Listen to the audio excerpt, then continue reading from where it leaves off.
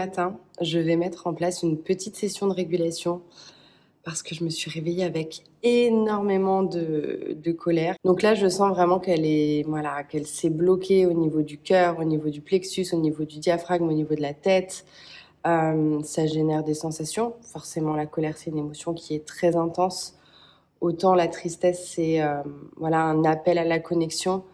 Et autant la colère, c'est une émotion d'action où il faut poser quelque chose. Donc, ça peut être vraiment très désagréable dans le corps. Et là, je sens que je commence à m'énerver d'avoir cette propre émotion. Donc, je sais qu'il faut que je soutienne mon système nerveux autonome, que je l'accompagne pour que l'émotion puisse circuler et qu'elle puisse se projeter sur un support sain pour ensuite s'apaiser. Vous l'avez vu, c'est la seule fois de la semaine que j'ai mis en place une session de régulation. Avant, j'étais quelqu'un qui pratiquait tout le temps, qui mettait tout le temps en place des outils, mais franchement, c'était contre-productif au possible. C'est vrai que mon approche, elle est un petit peu différente. Je privilégie la liberté plutôt que la dépendance aux outils, et ça, c'est vraiment des choix personnels à chacun, soit privilégier le bien-être presque immédiat où vous ressentez quelque chose, vous mettez en place un outil et puis d'un seul coup tout disparaît, ou alors récupérer de la capacité pour ensuite pouvoir faire ce que vous voulez, même si vous vivez des moments d'émotion, des moments de stress, parce que finalement dans la vie vous n'allez pas pouvoir enlever tout le stress, toute la colère, toute la tristesse, toutes les activations. On évolue dans une société qui est aujourd'hui saturée d'agents stresseurs. Donc, c'est la seule fois de la semaine où j'ai mis en place vraiment une session de régulation pour me soutenir. Donc là, c'est important d'avoir des outils, de savoir quoi mettre en place pour pouvoir s'accompagner dans ce qu'on traverse. Mais sinon, tout le reste du temps, en fait, j'ai récupéré une telle capacité que je traverse tout avec de la flexibilité et avec aussi beaucoup plus de résilience. Donc voilà, c'est aussi mon petit rappel pour vous dire que le travail de régulation du système nerveux autonome et de renégociation des traumatismes, c'est pas de mettre tout de suite en place un outil pour éteindre ce que l'on ressent, mais au contraire d'aller vraiment travailler à la racine, travailler sur le pourquoi est-ce que votre système il a dû se déréguler ainsi pour retrouver ensuite de la capacité.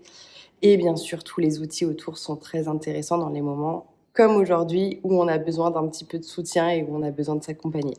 Avant de commencer ma session de régulation, je prends toujours un petit temps pour me ramener une ressource de sécurité afin de stabiliser mon système nerveux autonome, mais surtout je prends le temps d'observer ce qui se passe dans mon corps. Ce petit temps d'observation va faire toute la différence dans ma session de régulation. Pourquoi ? Parce que je ne vais pas rentrer en conflit avec mes sensations et mes émotions. Je ne vais pas chercher à tout prix à les éteindre, bien au contraire, je vais leur laisser de la place, leur laisser de l'espace pour pouvoir ensuite entendre le message de toutes ces parties blessées qui sont venues se réactiver. Je sais que pour toi ça peut te sembler un petit peu disproportionné quand tu ressens une activation, mais crois-moi, lorsque ton corps se réactive de la sorte, c'est qu'il y a encore une partie de toi qui est persuadée que le danger n'est toujours pas passé. Une fois que ce sas d'observation a pu être mis en place, je vais prendre le temps de ramener du mouvement dans mon corps. Ramener du mouvement dans mon corps pour faire circuler l'énergie de survie qui est restée bloquée et simplement lui permettre d'aller à son terme en toute sécurité.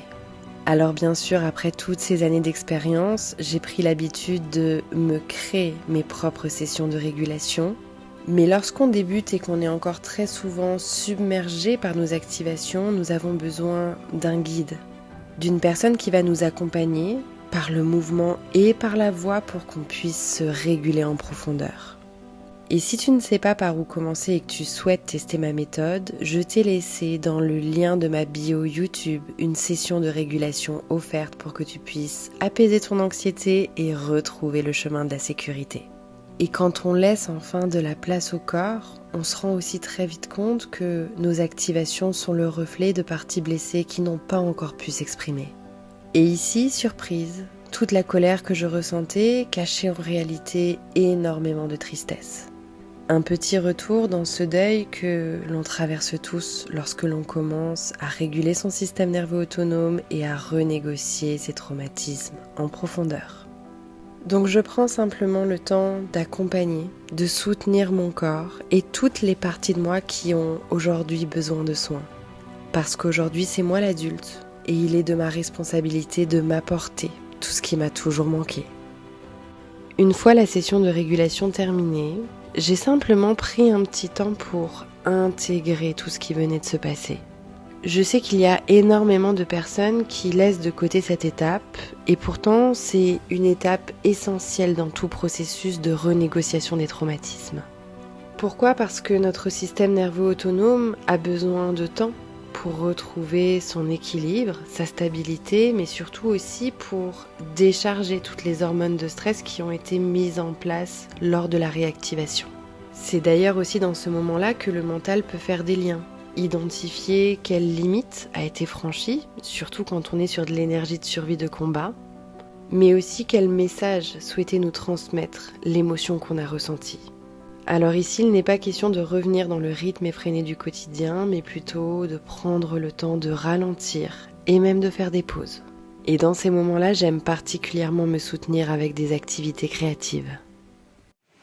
Je sais pas si on va bien m'entendre, parce qu'il y a beaucoup de vent et en même temps on entend dans le fond le bruit des vagues. Je suis extrêmement reconnaissante ce soir parce que je suis posée dans le sable, devant l'océan qui pour moi est juste une ressource de sécurité immense. Et j'arrive en même temps à observer un petit peu tout le chemin parcouru.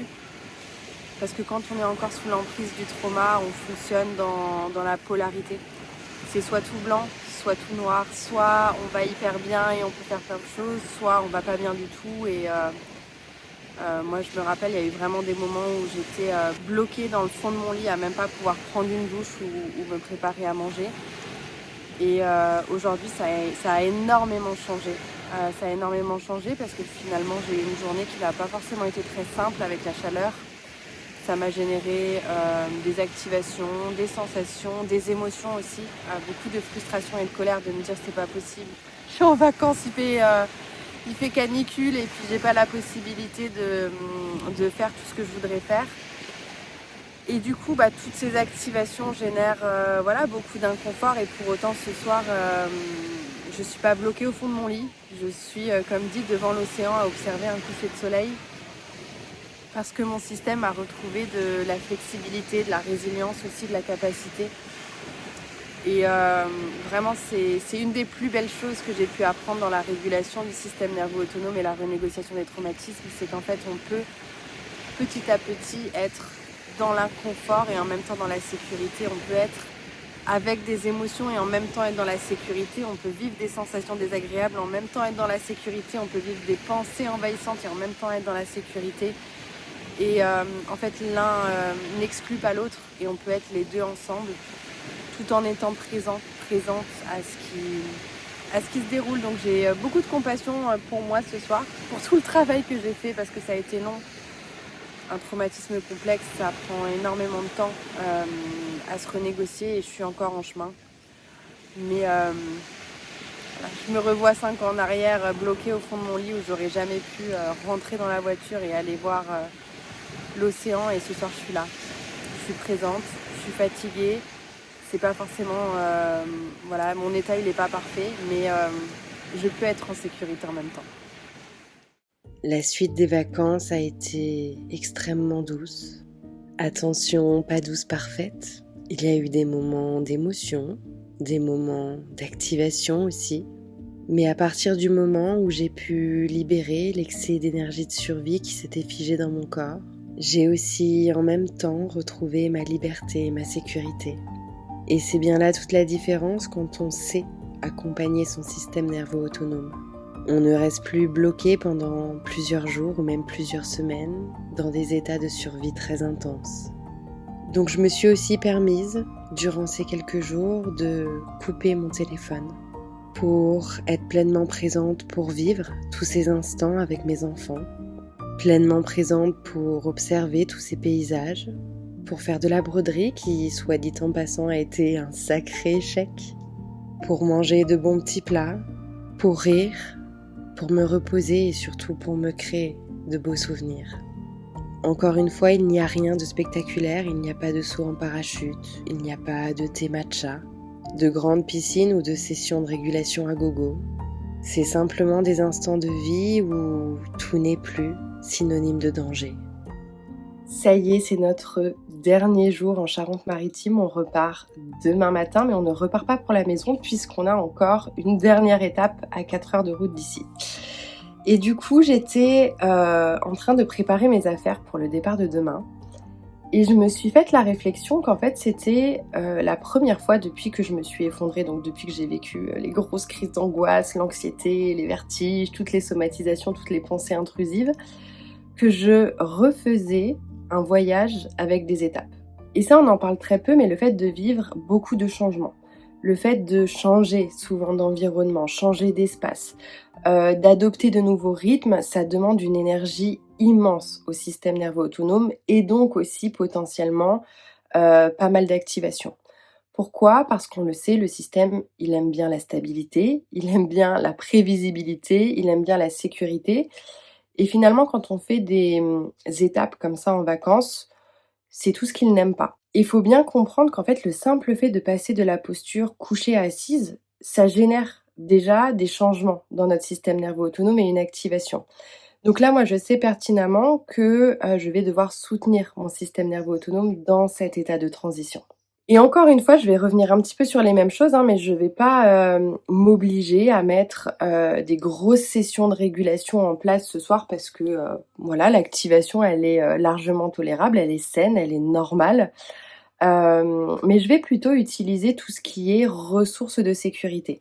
Les ressources de sécurité, c'est quoi ? C'est des éléments qui vont nous permettre de nous ramener dans l'instant présent pour que notre système nerveux autonome puisse intégrer qu'aujourd'hui le danger il est passé.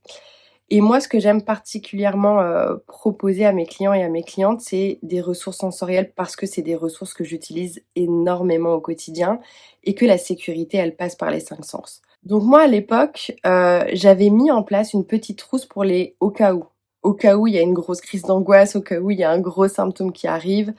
C'était vraiment là, pour le coup, des objets de réassurance. Peut-être que vous l'avez déjà fait aussi de ne pas pouvoir prendre la voiture sans une bouteille d'eau. Moi, en tout cas, ça a été mon cas pendant très longtemps. Aujourd'hui, j'utilise cette trousse. C'est toujours la même avec les mêmes objets, mais vraiment pour me ramener de la sécurité justement dans ces phases de transition où l'activation elle est tolérable et où au-delà de ça, que ce soit en voiture, que ce soit avec d'autres personnes, c'est pas forcément possible de mettre en place des sessions de régulation de 30 minutes à 1 heure. Donc voilà, je vais vraiment utiliser cette petite trousse. C'est aussi mon petit rappel pour vous dire n'hésitez pas à vous faire une petite trousse avec toutes vos ressources de sécurité pour faire comprendre rapidement à votre système nerveux autonome qu'aujourd'hui le danger il est passé. Et puis moi je vais ralentir pour ce soir, pour prendre soin de mon système, passer une bonne nuit. Et on se retrouve très vite pour ce nouveau vlog qui va être, je pense, très intéressant puisque je vais me retrouver en famille. Et qui dit famille dit aussi déclencheur et réactivation de mémoire passée. Mais j'essaye de pas trop projeter, on va voir comment est-ce que ça se passe. On vient d'arriver en Occitanie, je suis en famille. Et qui dit famille, dit déclencheur, dit réactivation de mémoire passée. Et là, je sens que ça s'active. Il y a mes parties protectrices qui reprennent le dessus, des parties blessées qui sont totalement terrorisées. Beaucoup de people pleasing, je sens que ça s'active, le contrôle, la suradaptation, le besoin d'être parfaite, un petit peu de pression aussi, voilà, de part de moi qui me disent faut que tu te sentes bien, il faut que tu sois parfaite, faut pas que tu sois fatiguée, il faut pas que tu ressentes d'activation, etc., etc.